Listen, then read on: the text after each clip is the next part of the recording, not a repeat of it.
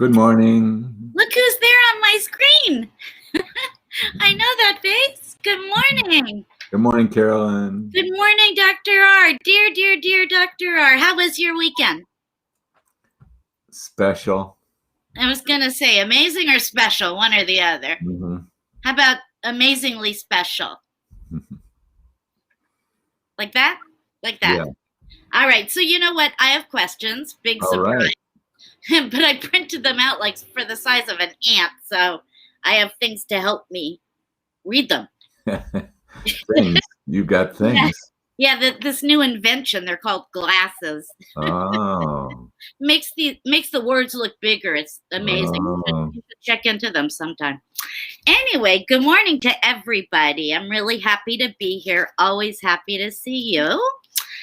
And we have some good questions today. We always have good questions, but these are particularly good. We have visited this before. However, there continues to be complete confusion. So, question number 1. Dr. R, can you please explain what DHEA is and also what DHEAS is, why we might need it or them, and if they, is or are dangerous? I was told not to take it by my doctor. As he said, it is a precursor to testosterone and dangerous to take, but I do know of many who do take, so it's really confusing. Is DHA dangerous? And if so, why are so many taking it? So there are like 6 questions in there, but I think you get it. My answer is no. Oh, that's a good question. On to the next. DHEA is NO, not dangerous. Okay. And now I'd like to elaborate. Okay. Good morning, Facebook user and page. Okay, continue. In our body, there are a whole cadre of powerful biochemicals, and they're hormones. They've given the special name of hormones. One thing that they have in common is, man, are they strong. Right. And do they have powerful effects? So vitamin D and vitamin B are very important, crucial, necessary. And at the same time, if you were to inject these, even IV, you could inject B vitamins all the time. You're not necessarily going to have this powerful effect, but you will with hormones. You can have this powerful effect. I mean, a lot of these hormones, for example, are recruited by the fight or flight response. That means you could fight or run from a saber-toothed tiger. That's how strong they are. You take some vitamin D, it's going to be very helpful, but it ain't going to help you with a saber-toothed tiger. And adrenaline, cortisol, these are some of the principal hormones that come out of the adrenal gland. Estrogen, testosterone, these are important hormones that come out of the ovary, thyroid. These are powerful biochemicals. And DHEA is one of those hormones. Well, but it's a little unusual in that here's some qualities of it. Number 1, it's produced by the ovary and the adrenal gland. Oh. Number 2, its immediate effects are not as noticeable as, like, there's no symptoms associated directly with DHEA administration.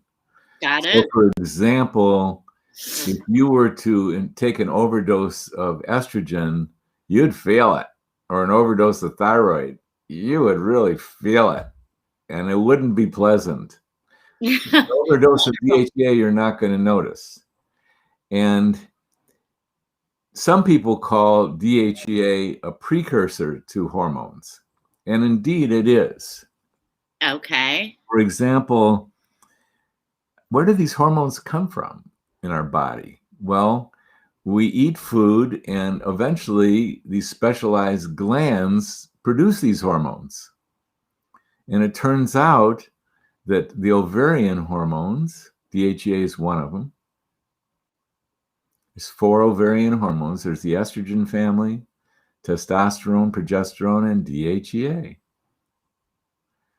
They're made out of food that you eat. Your body takes the food you eat.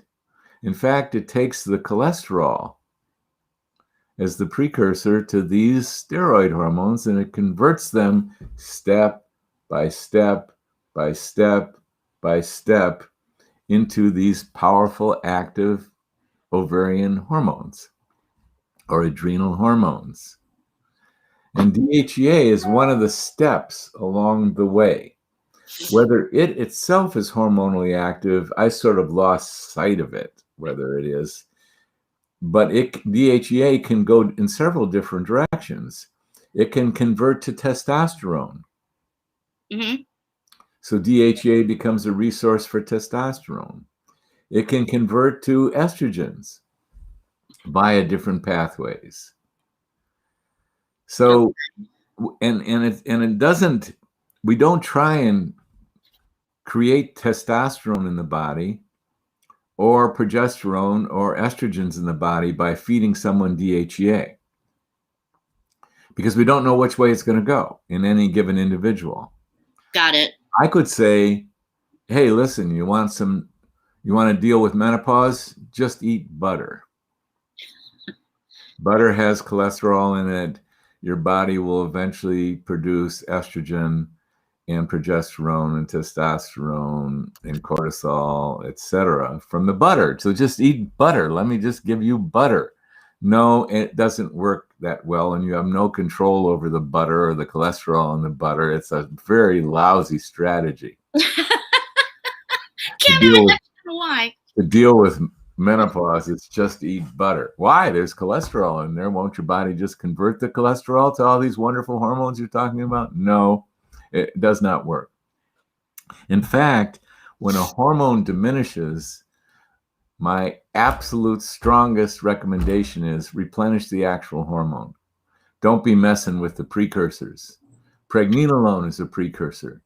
Yes, you can take pregnenolone to advantage for very cognitive issues, but don't take pregnenolone hoping that your body's going to convert it precisely to estrogen, progesterone, and testosterone, etc. And don't take DHEA in hopes that your body is going to do the perfect thing with it and create the testosterone or the estrogen that you need. Don't do it. Just take the final hormone. Now, there's a certain amount of DHEA when we test any woman or any man, and we're going to do a survey of all their various hormones, let's say the big 8. We're going to see DHEA levels in any 20-year-old. In fact, they're going to be rather rich. In fact, DHEA is the most prevalent of the molecules in that whole family. There's more milligrams of DHEA than anything you can name. Huh. But it's not hormonally active in the sense that you take DHEA, you're going to get some obvious symptoms of DHEA overdose, for example. Right, anything, yeah. Now it can convert to testosterone. You can get pimples from too much DHEA. Well, how do we measure these steroid hormones? Well, you've heard the drumbeat from me. The state of the art is the 24-hour urine hormone testing. I am not including other hormone testing done with urine. Absolutely not. There's scientific problems with that. I don't agree with it. I am strongly opinionated, but I am saying the 24-hour urine hormone collection will reveal all these steroid hormones I'm talking about. And that's one of my favorite ways to assess DHEA levels. The DHEA-S, it's DHEA sulfate. That's how DHEA, it's one of the transporting around the body through the bloodstream methods. If I can get a reasonable assessment of a young woman who's not on DHEA, I can get a reasonable assessment of her DHEA levels, or a young man, by taking a blood sample But the one I want to measure is DHEA-S, because that's what's most prevalent in the blood. You can get blood pure DHEA levels, but it's not a way to assess blood levels of steroid hormones, because they're all conjugated. They're all traveling around in the blood by some mechanism. And the way DHEA is traveling around the blood is in the form of DHEA sulfate, which is DHEA-S. So if I want to do an assessment on someone I'm not treating, a young woman or a young man, and I want to get an idea of their DHEA levels, I get a blood test for DHEA-S. But if I really want to understand the DHEA, I'm going to do a 24-hour urine hormone test, especially in someone I'm treating. That's for sure. Sorry to interrupt. Sorry. Yeah, especially in someone you're treating, of course. This is just my question quickly. Does DHEA go away like all the other hormones do when we enter menopause? Is that? Perfect question. Oh, you betcha it does. You do a DHEA level on a decently healthy 20-year-old, and you're going to see some robust numbers there. You're going to see a lot of DHEA. And then, just like every other hormone we can name, over time, the hormone level declines. Got it. And you see a woman in her 50s, and her DHEA level is so much lower than a woman in her 20s. So then, can I ask you this, because it also came up on the post from a woman saying my DHEA is very high, and that's a natural thing. It's not because she's taking it. And she was kind of wondering. That would be an individual case that would be extremely rare. Got it. And require specific laser-focused assessment. Got it. And sometimes in a young woman, the DHEA can be high because she's stressed and she's cranked up all of her hormone production. And, you know, I'm not here to frighten anybody, but I picked up an adrenal tumor once on a 24-hour urine hormone test in a young woman. So, you know, when there's an unusual thing like an elevated DHEA, number one, it depends how high it is. Mm-hmm. You can get minor elevations in a young, healthy woman because she's just cranking. And we actually went down this whole trail with a young man in his 30s. His DHEA level was high, and we finally figured it out. And I was measuring a DHEA-S because we were starting out with blood tests. Then eventually we did 24-hour urines. And then we eventually discovered that his DHEA level was genetically elevated. He was of Italian heritage. It's not uncommon for Italians or certain Mediterraneans to have a higher than Americans reference range for DHEA. He was perfectly healthy. It wasn't an issue with him. We're getting a little esoteric, though. For someone who has a high DHEA, you want to follow the bouncing ball on that one just to make sure it's just a normal or genetic variation. But I want to take us back to nature. Let's break this down. Right.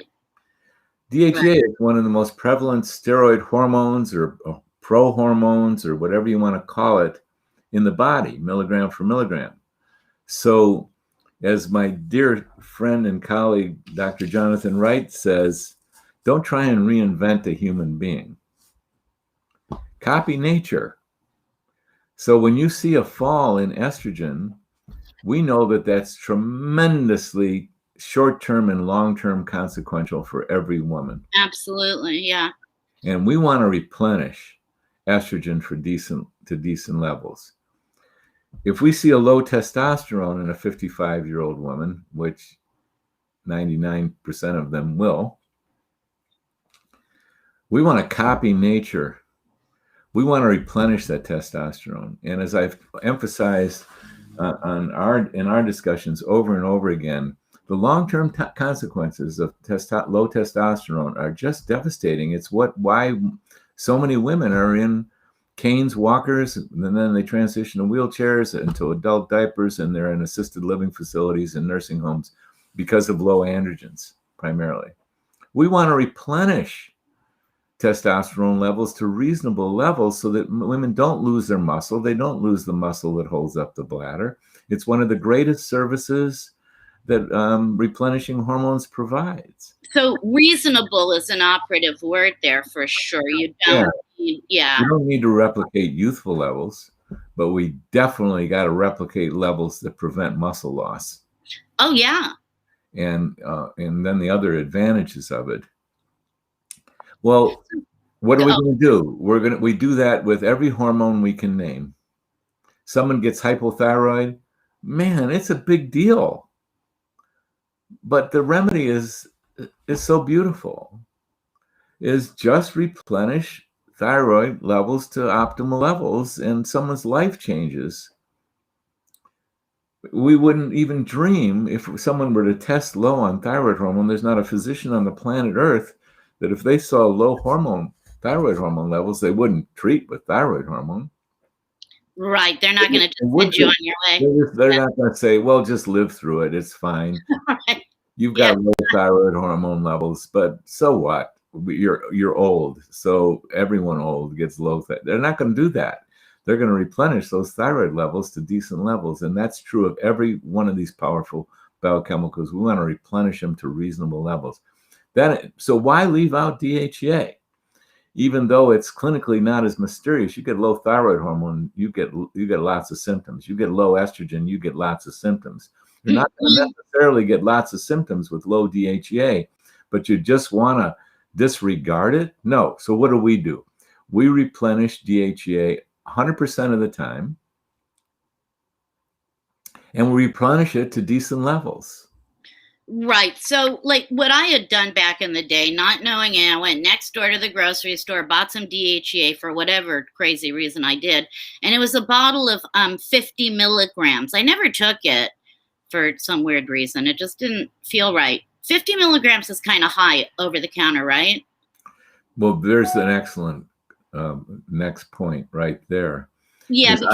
I had the great good fortune to study under a physician, Dr. Alan Gaby, who knew a lot of things. And I shadowed him in his office. And one of the things he knew a lot about and had done a lot of research and writing about was DHEA. Right. And he made this statement: no woman should be on more than 15 FIFTEEN milligrams of DHEA.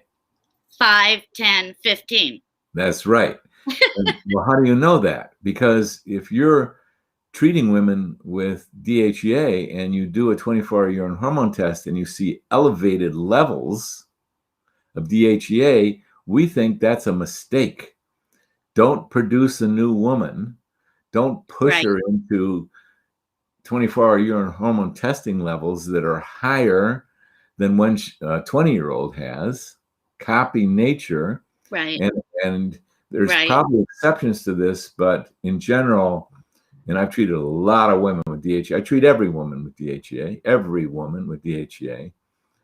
And we're not looking to see elevated levels of DHEA, and I've never needed more than 15 milligrams. Indeed, Dr. Gaby was absolutely right. And a lot of times I'll treat with 12.5 or 10 or 7.5 milligrams or even 5 milligrams. It ultimately, when you're taking a hormone, it depends upon what you test out at, and you're not going to know what you test out at unless you do the 24-hour urine hormone test. Right. The favorite way to administer DHEA is in combination with testosterone in a little bottle like this in our organic oils, so that you can apply it topically because it absorbs beautifully, and it's a great way to do it. You can put the DHEA in with the testosterone, shake the bottle, and then you got it. Okay. Now, oral DHEA is okay. It is not okay or optimal to take. It's not even okay to take testosterone by the mouth. Right. It can injure the liver. It's not okay. It's not optimal to take estrogen by mouth, even though it's done every day. There's issues with oral estrogen. Plenty of them. We describe it in the book that Carolyn has put up on our website. Yeah, it's right at the top there now. Oh, that's great. Yeah. It is okay to take progesterone orally. My favorite way for progesterone is topically, but sometimes we need oral progesterone, especially for the special sleep benefit. And it is okay to take oral DHEA. But caution, do not take over 15 milligrams of DHEA. And I think we're trouble waiting to happen. I think the FDA is allowing these 25 milligram and 50 milligram DHEA to be on, somehow they became publicly available over the counter. And I think it's an accident waiting to happen where someone's going to get into excessive DHEA levels. It doesn't work for any hormone to get in excessive levels. So Yeah, once again, a simple short answer by Dr. Rosensweet to one of Carolyn's questions. Well, it's either a quick answer or a quack answer. So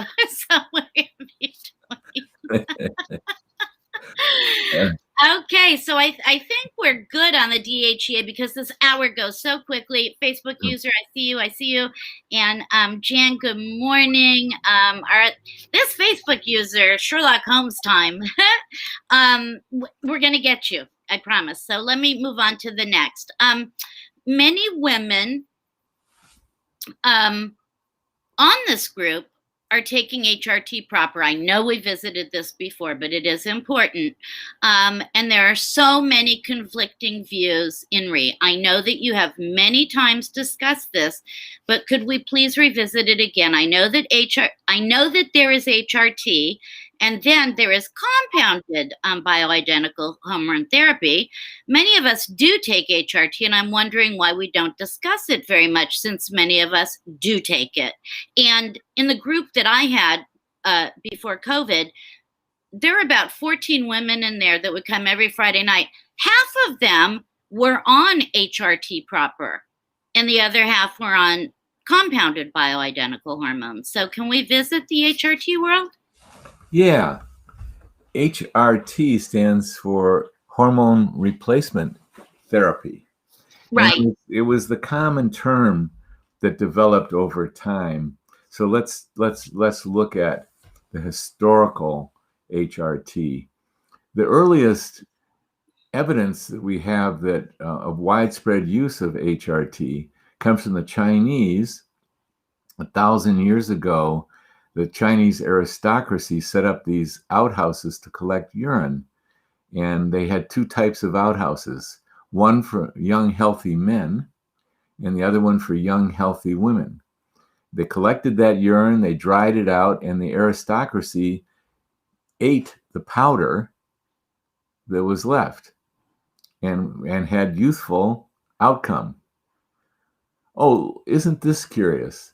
The state-of-the-art way to assess a menopausal woman's hormone levels these days is to do the 24-hour urine hormone test. Gee, why do we do that? Because these hormones and their metabolites show up in the urine beautifully, as the Chinese knew over 1,000 years ago. Chinese is the earliest evidence that I've heard of someone doing hormone replacement therapy. It's wild. It's wild. It is. Well, I don't know the exact details, but in the 1940s or 1950s, some doctor came out with a book designed to encourage women to take hormones. And then the hormones that were manufactured, well, the manufacturing industry, they needed to produce a lot of hormones. If you're going to have widespread treatment of the American population and the world population with hormones, you need to be able to produce a lot of them. Yes. So someone dreamed up the iteration of the 1,000-year-old Chinese method, but instead of using humans, they used horses. Ooh. They collected horse urine, and they dried it out and put it in tablets and tablets. And interestingly enough, there was a project going on to actually collect human urine to do that, just like the Chinese had done, but somehow that got abandoned. It came on the market and then it disappeared. where hormone replacement therapy was using dried urine of young women and pregnant women. But it came on and it never got popular. But the horse urine derived stuff did. In fact, what did they choose? They chose a large animal who had a lot of hormones, the horse. They chose the time when that horse was pregnant, where they got supercharged levels of hormones. And they collected that urine by catheter in stalls, putting these pregnant mares in stalls and catheterizing them. No. And they named it, oddly enough, or clearly enough, pregnant mare urine derived hormones. They dried out pregnant mare urine. And they called the product Premarin, pregnant mare urine. And it was the most popular and profitable drug ever produced by pharmaceutical manufacturers all the way up to the year 2002. Premarin, pregnant mare urine. I remember having lunch with a pharmacist friend of mine in 2002. And we were talking about hormones. He was a compounder. And he said to me, and I can picture him, Fred Kennard, I can picture him in Sarasota saying to me over lunch, did you ever wonder why the Premarin outer layer was so thick? Why, I didn't know. I had never prescribed Premarin. I had never seen a Premarin. And I didn't, so I said, well, no, I didn't know. I didn't even know it was so thick. He said, well, I'm a pharmacist and I did wonder. So one day I bit into that thick outer coating of Premarin, and I got right down into the substance of that pill, and this strong odor of urine emerged. Pregnant mare urine, Premarin. That's why he said that's why the capsule, that's why the outer coating is so thick in Premarin. Right. And you've often said, because you prescribe compounded bioidentical hormones, which copy nature, that, and you've said this many times, the book Estrogen Matters, which is all about HRT, hormone replacement therapy, Premarin, Prempro, that it did women a world of good for many, many, many, many years. Yeah? Yes. And thank you for trying to get me back on point. Believe me, it's going to be a 6-hour interview one day. And you know, the thought when I first started treating women in menopause of giving them Premarin, when I knew there was something else available, was totally repugnant to me. Yes. But the more I paid attention to women who were on Premarin, who they came to me because they wanted to switch to compounded bioidenticals, and I'll get to those in a minute, I realized, oh my God, those women who were on Premarin, they had health advantages that women who were on no hormones didn't even get near. Right. So I never criticized a patient who came to me wanting to switch from Premarin, and I would make this statement: how wonderful that you were with a physician who was smart enough to put you on hormones and you got the advantage of it. And yes, we'll switch you to something that we do now think is more elegant.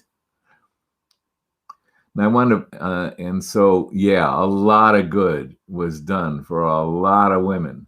There's a lot of not good done too, because Prempro had this funky progestin in it. And I know the world expert, Phyllis Brunson, on these progestins, and she has really laid down the law about you don't want to be doing these progestins.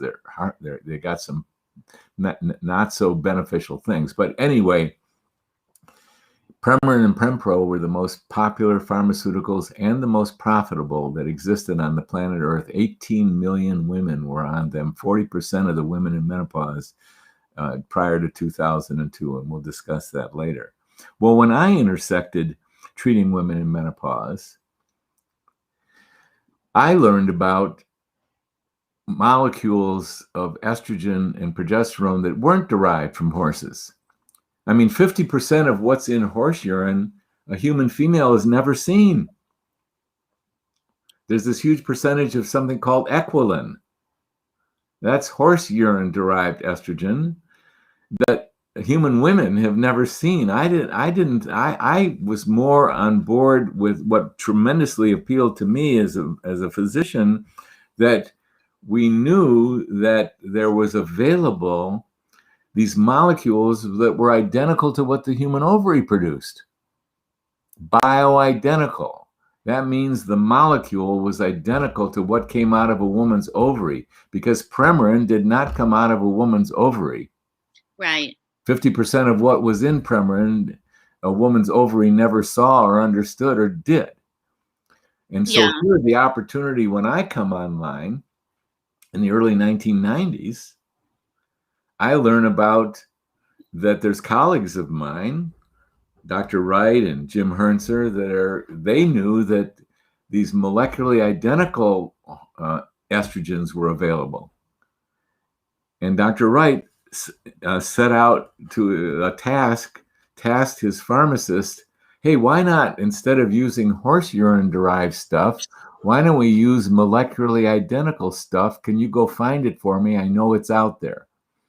And Jim Hernser, a pharmacist in the outside of Dallas, he had the same idea in the early 1980s. He said, why don't we get that pure estradiol that I know that's available? They're making it for the birth control pills. Why don't I just put that up in little creams and gels? So he did a version of that. And that had a lot of appeal to me. Why not use the same molecule that comes out of a human ovary, or for men that comes out of human testicle? Because they're available. They're readily available. And that was the birth of bioidentical HRT. Got it. Now, the only ones that were ever doing bioidentical were these special pharmacists, and there's in every single town, there's 7,500 of them at last count that I knew about in the United States. There's 7,500 compounding pharmacists. What they do is they get the raw materials and they make up whatever the doctor prescribes. So they can get the pure hormone powder and put it up in creams and gels, and they can even put it up in organic oils. And that's what they do. And they're called compounding. Now, throughout the history of pharmacists, from the very beginning, there were only compounding pharmacists. There was nobody else. Yeah, my grandfather was one. They weren't known as compounding pharmacists. They were just known as pharmacists. That's what they did. They got the raw materials and put them up in creams and gels and capsules and pills. That's what pharmacists did historically. So all pharmacists originated in doing mixing and compounding, putting together. With mortars and all that stuff. Right. I remember. Yeah. Yeah. Well, then gave birth to the manufacturers, the pharmaceutical manufacturers, who started producing these simple drugs. And what most people think of pharmacists is they open a big bottle of pills or capsules and they pour it out into a smaller bottle, and they're just counting out pills that have been pre-manufactured. Well, that's not so great in the world of hormones. Yeah, no. And yeah, it's not so when I got introduced to molecularly identical hormones, I could only prescribe them through compounding pharmacists. That they acquired this extra name called compounding. And what did I learn about these compounding pharmacists? They were the most curious, scientifically oriented. They had the passion in the world of pharmacies, and they are. And I know hundreds of them, and they're the best. They're the creme de la creme. They are the creme de la creme. And I'm not trying to diminish the caring and loving pharmacists that we're used to dealing with. In the big box pharmacies. There's a lot of good people there as well. but the compounders were always the most intellectually curious. And compounded bioidentical hormones, these pharmacists, they're purchasing the pure estradiol, the pure estriol, the pure testosterone, the molecule that's identical to what a woman's ovary produces, the pure DHEA, the pure thyroid, and they're putting it up in those. They come in powders. And who's producing them? Where are they buying these powders? Well, originally they were buying them from the pharmaceutical manufacturers. For example, when the pharmaceutical manufacturers started inventing the birth control pill, instead of using horse urine estrogens, they wanted to use pure estradiol. And they figured out how to do it. They figured out how to derive it from plants, how to extract it, and how to biochemically change it. So the soybean, for example, the plant kingdom has these ovarian hormones. Right. How different am I from a piece of celery? Well, I didn't want to say anything, but Well, that's very kind of you, Carolyn. But in ways, I'm not different from a carrot or a piece of celery or some kale or whatever, or a soybean for that matter, which is far more prevalent in these steroid hormones, or yams. They have a lot more than celery does. And so these pharmaceutical manufacturers started purchasing soy fields and extracting diasterogen, a precursor to the steroid hormones, and they're so excellent in their excellent biochemistry methods, they were able to convert these soy precursors into into estradiol and estriol and testosterone and DHEA. It's a miracle in the level of purity. So where are the compounding pharmacies getting their powders? Well, the ultimate was produced by pharmaceutical manufacturers. Right. Pharmaceutical manufacturers were not pushing these products because they couldn't get a patent on them, because you cannot patent something that's in the human body.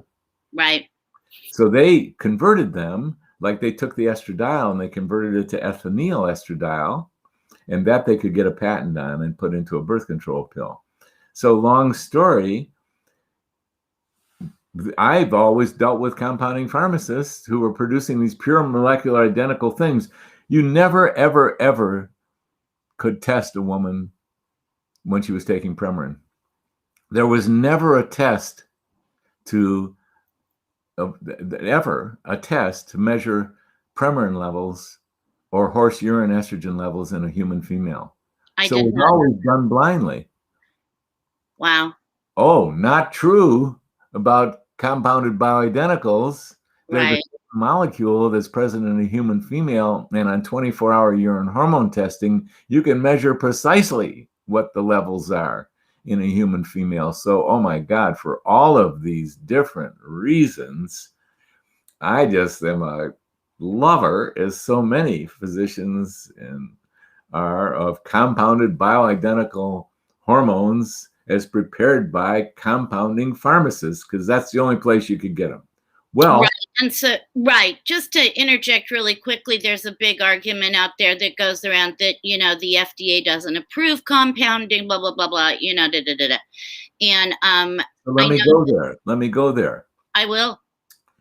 In 2002, this Women's Health Initiative study came out, and it scared everybody with false information. And you mentioned earlier your friend, your childhood. When you were a child, you met Dr. Blooming, and he put out this phenomenal book pointing out the science that the Women's Health Initiative that poisoned the minds and hearts of women and physicians, that hormones were risky. That was wrong. It was originally wrong. It was originally wrong in the original study, the Women's Health Initiative. Right. Emily. And Dr. Blooming has detailed in his book, Estrogen Matters, what the actual science is around treatment with hormones. And really, the best information around this is with women who've taken Premarin and Prempro. The women who are treated with hormones, even Premarin and Prempro, are at less risk for breast cancer, heart attack, and stroke. Oh, that's a radical statement. And if that's not something that's familiar to you, get familiar with it, because women who are treated with hormones, even Premarin and Prempro, are at less risk for breast cancer, heart attack, and stroke than women who are untreated with hormones. It's We're all really hard vulnerable. to get that We're all across. vulnerable. We're all vulnerable to illness. We're all vulnerable to cancer. As a man, I have a special vulnerability to prostate cancer. There's reasons for that. As women, Excuse me, one sec. Sorry. there's an increased vulnerability to breast cancer. There's reasons for that. But even with that increased vulnerability, a woman who's treated with hormones, even Premarin and Prempro, is at less risk for breast cancer, heart attack, and stroke than a woman who is not treated with hormones. Right, which So is I'm going away from the main point there. There's HRT, and in the old days, that referred to Premarin and Prempro. But then in 2002, it scared everybody, and 18 million women who were being treated reduced into the low millions. Oh my God, there was a terror of hormone treatment that shuddered through the world of women and prescribers. And I don't know what the actual number is, but even by 2016, there were only 5 million women instead of 18 million women. There was only 5 million women being treated with hormones. And in a study, over half of those women were being treated with compounded bioidenticals. right. So that's like 2.5. Over that. Well, the pharmaceutical manufacturers, when they saw what was happening to their market share, they started producing these, quote, bioidentical products. And their latest iteration is an oral estrogen and an oral progesterone. And, you know, I'm sorry to say, but they're 20 years behind. I don't understand why it wasn't learned what I learned, that oral estrogen is not okay. You can get away with it in vast numbers of women. And of course, one could make the case that it's easier to deal with a pill. But the latest iteration that was just FDA approved is an oral estrogen again. Oh, yes, it's oral estradiol. There's no estriol in it. And oral estrogens is not the safest way to do it. It's a little frustrating. As every doctor who ever prescribed birth control pills knows, that occasionally you'd run into a woman who would get thrombophlebitis and even a pulmonary embolus, and even some women who died, and it was really from the oral estrogen part. So although the pharmaceutical manufacturers develop products that they're calling bioidentical, including patches and gels, and those are to a certain extent bioidentical. Right. I say a certain extent, but the carriers and the methods that they're using to administer them are far inferior to what the compounding pharmacists are producing and have been producing since the early 1980s. So long story, in general, there's HRT and there's CBHRT. I say CBHRT stands for compounded bioidentical hormone replenishment therapy. That's not what they call it replacement. We're not trying to replace, we're just trying to replenish. So the terminology and the acronyms are a little foggy in there, but here's what you want, women. You want bioidentical hormones. State of the art is coming from compounding by pharmacists. And you want estrogens that contain, yes, estradiol, but have far more estriol in it than they do estradiol. You want something called biased that you apply topically, best case organic oils, but you want to apply topically biased. You want bioidentical testosterone that you apply topically. Oh, there's other ways to take it, but they all are just fraught with challenges. And you want bioidentical DHEA, and you want bioidentical progesterone. And I say that the state of the art is highly individualized formulations prescribed by people who know what they're doing, because they're specializing in treating women. It's a loaded statement. You know, Yes, it highly is. individualized by people who know what they are doing. I don't Because think every woman out there has got an individual need and sensitivity and balance. So you want someone who really is an expert in this. This is absolutely. what you're looking for.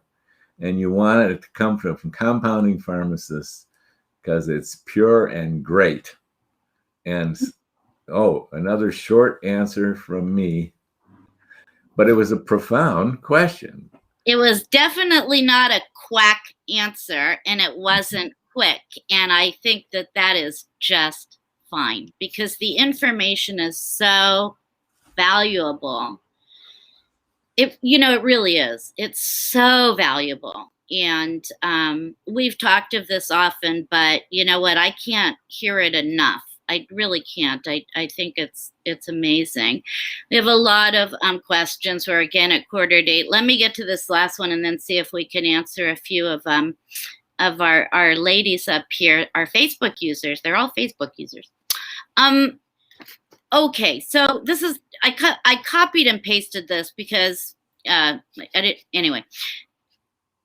For a future call, can we hear about peak absorption? I can't see.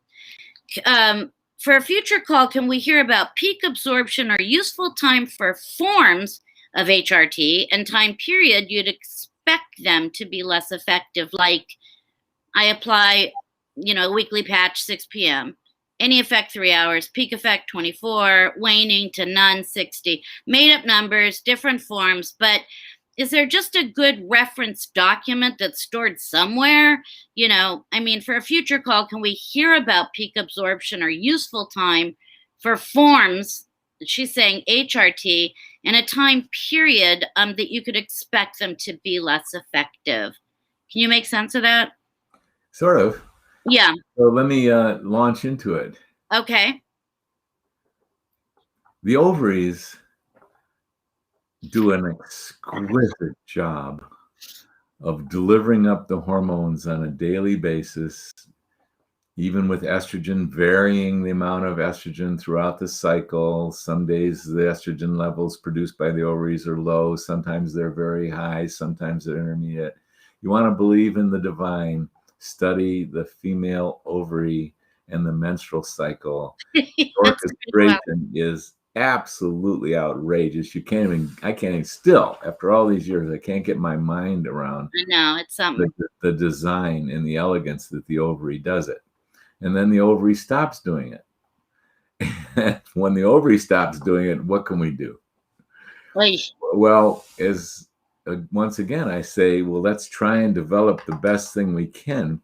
The ovary did not, for example, wake up in the morning and put out the whole amount of estrogen that a woman was going to need for the day. It didn't work like that. It was a gradual and highly guided process. Yet to be practical, how many times a day should you take estrogen? Well, ideally, when we're trying to do the balance of what a woman can do practically and copying nature, we say with estrogen, the best way to take it is apply it to your skin or mucous membranes and do it twice a day and use biased. And really, I'll zero in on this estrogen. This is what the questioner is talking about is a subject called pharmacokinetics. Mm-hmm. Like when you apply a hormone to the skin, and I think she mentioned the patch. Yes. How does that deliver the dosages? Well, you switch that patch twice a week, and that means that something non-physiologic is being done there. Because the ovaries daily, the patch is every 3 days. When you apply the patch, that's when your dosages are going to be highest, and then they're gradually going to decline over 3.5 days. And then you apply a new patch, they elevate and they decline. They're not copying the daily rhythm of the ovary. Now, if the patch was the only tool I had, I'd say bravo, but it's not. It's pure it's estradiol for one thing.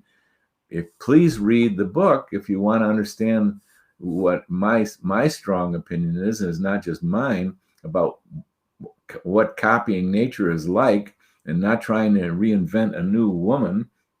And then when you're taking estrogen, you should be taking bias. There is no pharmaceutically manufactured bias, zero. There's none. They do not do that. They just providing estradiol. When you want 4 times as much estriol than you do estradiol, bias. That's what the ovary did.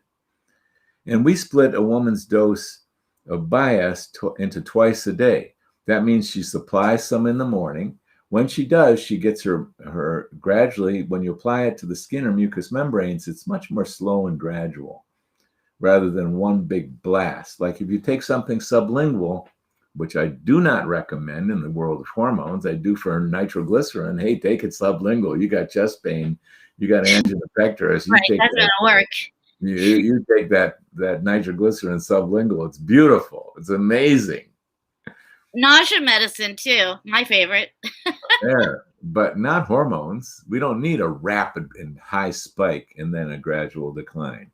We want something more gradual that transdermal or transmucosal does really beautifully. And we apply bias twice a day because we want to split it up. If you apply it once a day, you get one single peak and then a gradual decline. Well, we don't want one single peak. We want 2 gradual peaks. And if it was practical to apply it 4 times a day, I'd probably suggest that, but it's totally impractical, so forget about that. But 2 times a day with bias works beautifully. Can I ask really quickly here, can you apply it vaginally, the bias? Well, that's a whole other subject, and I could go down that pathway, and that's an important question. I mean, we're talking sublingual. There's wonderful reasons to apply it vaginally. However, we can't do the 24-hour urine hormone test when you're applying it vaginally. Good point. Oh, inconvenient truth. Yeah. And if you're having intercourse, you don't want to be applying estrogen vaginally. Because your partner who probably could use a little bit of estrogen, but doesn't use that much. Not that much. I was wondering about that. Absolutely, it transmits. That's a whole other subject. It's amazing how many different directions we can go with this. So were one able to do the 24-hour urine hormone test successfully with intravaginal application and a woman was not having intercourse, I would favor it as one of the possible. But you don't need to apply it vaginally. But it's a whole other wonderful discussion that I'm going to avoid and go back to the questions really about pharmacokinetics.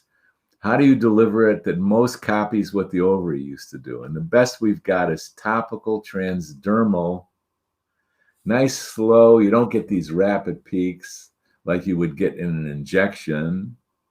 You don't get these rapid peaks like you would get sublingually, where the absorption is really quick. You don't shove it through the liver when you take it orally, which we do not want to do with estrogens or testosterone for sure. No, topically, transdermally is the way to do it. And you do bias twice a day, and you get these slow, gradual increases and declines. It's the best we can do, just to cut to the chase, is transdermal, twice daily administration of bias. Testosterone, we can easily, just for a practical reason, apply the testosterone once a day. And we can combine the DHEA with the testosterone, so there we go once a day. And the progesterone we could do once a day. The best time to apply progesterone is in the evening, because then we'll get the help you sleep effect best. And there's some women that can apply progesterone twice a day, especially when it alleviates daytime anxiety. And going more than twice a day is just impractical. To give you an example, there's women who cannot produce sufficient cortisol. They have to take the cortisol. They have to take it 4 times a day. That's very rare, but just to give you an idea, pharmacokinetics calls for 4 times a day application in the women who have the most extreme issues with not insufficient cortisol. But with ovarian hormones, twice a day and biased is the optimal way to do it. The rest can be applied once a day. And that's the way to do it. Topically is the way to do it. So, yeah, thank you for that. Patches don't behave like that. The day you apply your patch is when your level is going to be the highest, and they gradually decline and they wear off, and that's why you got to replace it every 3 days. But nature didn't do an every 3-day thing. Yeah, exactly. I mean, when we talk about like mainlining, when you're doing IV,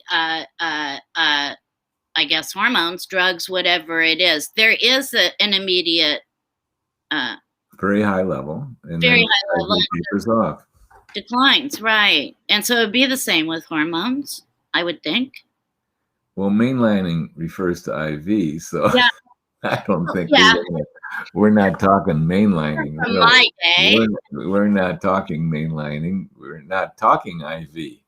We don't want IV hormones. We don't need IV hormones. Right. But we don't need injectable hormones. And that includes pellets. This is not optimal way to do this. If it was the only methods we had was injection and pellets, well, there's people who know how to do, who are really expert at it. And there's a lot of people who are not expert at it. It's not an optimal delivery system, because you stick the pellet in, you get, that's your day of highest levels, and gradually over 3 months. So that's a whole other story. Yeah. But I want to cut to the chase. Yeah. Biased is the estrogen you want. You want to apply it topically, and state of the art is twice a day. Testosterone, topically only. You can do it by injection, but who in the heck wants to inject it once a day? Because that would be the optimal way to do it. But who wants to do that when topically in testosterone works gorgeous, beautiful, amazing? Now you can get supercharged levels through injection, and that's a subject that, well, right now I'm working with a patient that's actually on this call right now that, she's been injecting. She started off once a week, but her levels are super high, and you don't want to do that with hormones. These things are too powerful. But she's correcting it. She's committed to it. We're figuring out a strategy to correct it. And, again, that's the thing. It does take time. It does take patience. It takes a little bit of tweaking here, a little bit of tweaking there. In my case, I was like, this is going to happen overnight. And why is it not? I was not happy about that. I wanted rapid right now. Good point. And that's all. But should we go to other questions? Because absolutely, yeah, we got a bunch of them. You can see the ones way at the bottom, and because I just don't have this cursor. I can take you back, but there's someone asking about Canada. We are working on Canada. If you know a healthcare provider or a compounding pharmacist that I can talk to personally, my brother and my nieces, I've got many, many relatives in Canada, including one of our partners is Canadian. And oh my, we make efforts all the time to get these into Canada. It's one of a major project. But if you know a healthcare provider that would be interested, or a compounding pharmacist that would be interested, connect with me, write me an email, and I'll call them directly. And where can they do that? They can send an email to drr@menopausemethod.com. And that's a beautiful thing that you do. We really care about Canada and Great Britain and Bangladesh and every country on the planet. Well, you have someone like in Pakistan or something, don't you? Well, no, that you're thinking of our wonderful team members that are in Pakistan and also India that are doing a lot of good work for this project, but we don't have the hormones there yet. They might be the same people Daryl's working with. I don't know. On his VR game. So here's some of the earlier questions. I'm flashing them up in the chat. Yes, thank you for doing that. I apologize that I'm unable to do that. So I'm gonna give it to you, Dr. R. So can you see them now? Like, here's a question. What are normal doses of estradiol? Yeah. Well, let me talk about optimal administration level. Topical. And normal dosages, there isn't such a thing. Women vary so much as to how much they need, how sensitive they are to anything you would give them, how well they absorb these topicals, because there's variability there.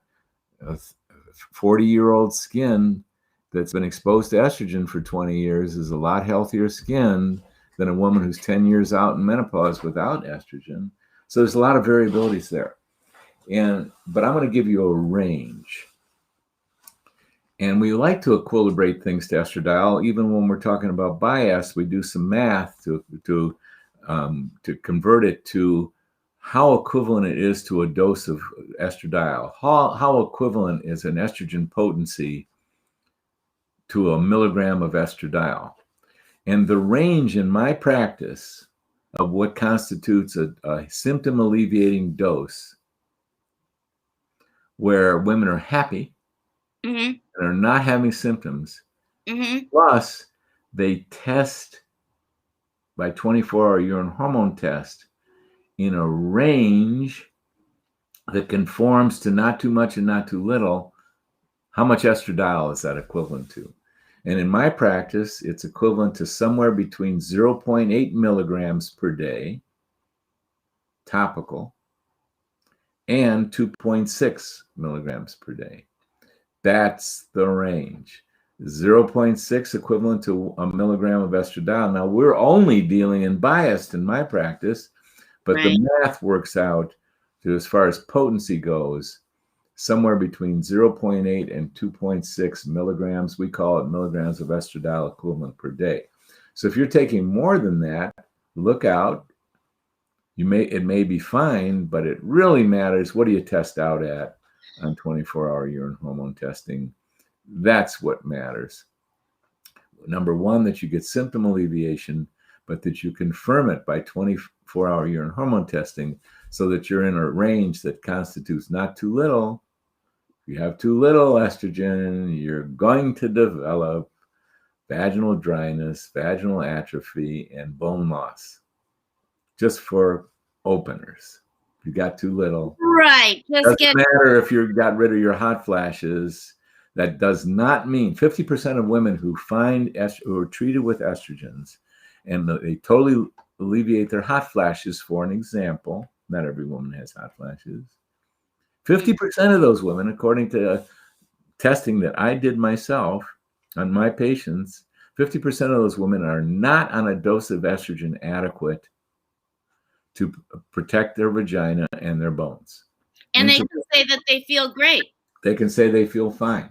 Yeah. And 25% of women who say I feel fine are on dosages above which are safe. They could be on dosages that are promoting breast glandular cell proliferation, i.e.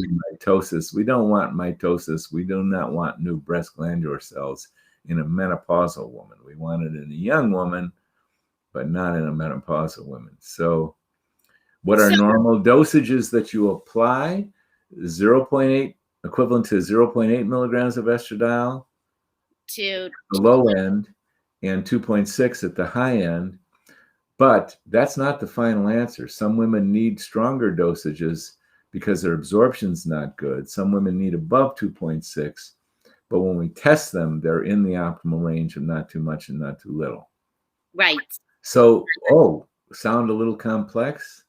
Yeah. If your car is having trouble, you can do what I did between the ages of 17 and 28 when I finally learned my final lessons, is I worked on my own car. In fact, I rebuilt an engine. In fact, that engine I rebuilt in my Corvair van lasted 7,000 miles, at what point it froze up solid. And when I went to rebuild my Volkswagen engine, I took it to a mechanic who rebuilt engines, and I watched him. He let me do that. And I went, oh my God, no wonder mine froze up. There's 1,000 steps that this mechanic knows because he's rebuilt hundreds of engines that I didn't know. No wonder mine froze up. Well, it's the same in the world of hormones. You want someone who's done it 100 times and has got the basic education, because they're going to know things that someone who's not specializing in it. So yeah, moral of the story, go shopping, get someone who's excellent at this. Do the doctor shopping. And that's what you need to know. Yes, you can learn a lot. Yes, I wrote that book so you can be more knowledgeable about it. But when it comes down to it, you don't want to be like young David Rosensweet, who rebuilt his own engine. You want someone run. You want someone who's done it hundreds of times and has got tremendous basic education, because we're trying to replicate nature here, and it's intricate in there. There's a lot of moving parts. It's so true. And back to the videos you did with Sweet Joshua. Oh my God, I would watch those just for hours. And geez Louise, 6-7 years into it now, and I'm just touching the surface of understanding a lot of this stuff. So, 50 years in, my heart just goes out. You're just amazing. Amazing. I have a question here that came up about cycling hormones. Now, the way that I always ask it is, should we go off our hormones during the month? Yes, no. Well, you're mentioning that word cycling. Yeah, I am trying to avoid that word, as you see. Yeah, I wonder why.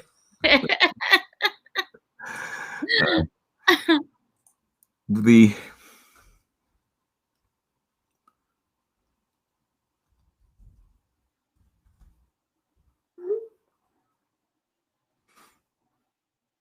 I lose you? Sorry. No, it's all right. Let's talk about cycling. Okay. Should we do it? I'm game. Do you know what, dear? You got a hard stop? I do. Oh my goodness. Look at the time. Yeah, I know, right? Now, I'm glad. I'm grateful, because it's an important topic and it's a big topic. So guess what I'm ready to do? We could lead with it on Thursday. I will. I have other really, really good questions, but I'm writing down here on my little list, cycling, and many of these questions that are up here, because, oh my God. Maybe we could lead with cycling, and I can take some screenshots of some of these questions so we can also address them. Thank you. That's what I'm going to do. Beautiful. Some screenshots, and I'll send them on to you, of course. Thank you. And yeah. And so I'm doing that, and we can lead with some of these questions. I see the quality of these questions. I know why you want to address them. And so I'll send them to you, and then I'll say, hasta la vista, baby. Hasta luego, hasta la vista, baby. Okay. Au revoir. Merci bien. It was mon plaisir. Not sure what language that is, but it sounds good. Everybody, thank you for being here. Dr. Rosensweet, always, always huge thank you for your amazing information. You make us feel all very secure, and that's a beautiful thing. Adios, wash hands. Yeah, absolutely. Mask up and have a really fabulous day, everybody. So we'll talk on Thursday, yeah? Yeah. All right. Enjoy. See everyone. Bye-bye, everybody. Okay, bye.